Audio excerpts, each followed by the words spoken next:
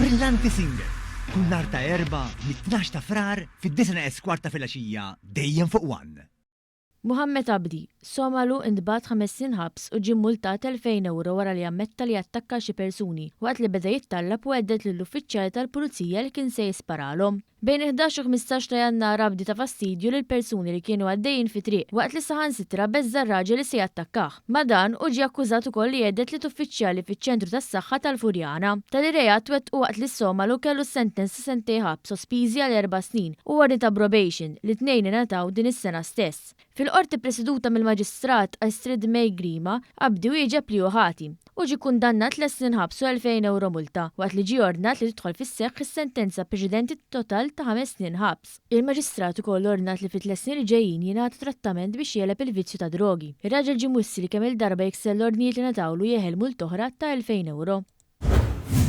Jar Anabi Mohammed Abdallah, is-Sudanis li fis-16 ta' Ġunju tas-sena l-oħra mess tifel b'mod indiċenti f'Birżebbuġa ġie kundannat 4 snin ħabs. It-tifel ta' 11-il sena xiet fil-qorti li waqt li ommu kienet tilab it-tombla u kien sejjer il-band li ħdejn sħabu. Dak il-ħin marfuq l-akkużatu staqsih jekk kirix imur id-dar miegħu ixxielu ġelat. Waqt li t-tifel irrifjuta, l-akkużat messu f'partijiet intimi.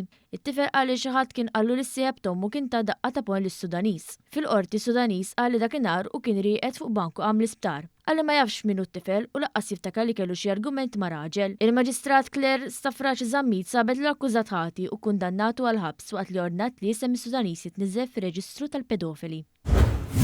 Tifel Taljan ta' 14 sena ġie multat 116 euro tal-inqaba b'sikkina fuqu fis-stabiliment tax-xiri fil-Mosta. Il-każ imur lura s-27 ta' Ġembru tal-2023. Quddiem il-Maġistrat Abigail Kritjan it-tifel ammetta li hu ħati bid-diviża tgħid li t-tifel sab is-sikkina u ddeċida li jżomm għax kienet oġbitu. Il-prosekuzzjoni qalet biex tingħata pjena minima. Il-qorti konkludiet li peress it-tifel għandu fedina penali nadifa u ammetta l-akkużi bla ebda oġġezzjoni, immultatu somma ta' 116 euro. Isaac Camilleri ta' 28 sena minn tal-Pjetà ġie akkużat bl-importazzjoni fil-pajjiż ta' kilo u nofs kannabis. Fil-qorti prosekuzzjoni qalet li l-akkużat jgħix mal-ġenituri tiegħu u li hu ma jibbużax mid-droga. L-investigazzjoni għadha għaddejja u fil-qorti ngħad li jista' jkun hemm involviment ta' terzi persuni. L-imputat wieġeb li mhuwiex ħati. Għalkemm id-diviż talbet tal-ħelsien mill-arrest, il-Maġistrat Lara Lanfranco ċaħdet din it-talba minħabba l-akkużi serji qudiemha. Il-każ jissokta.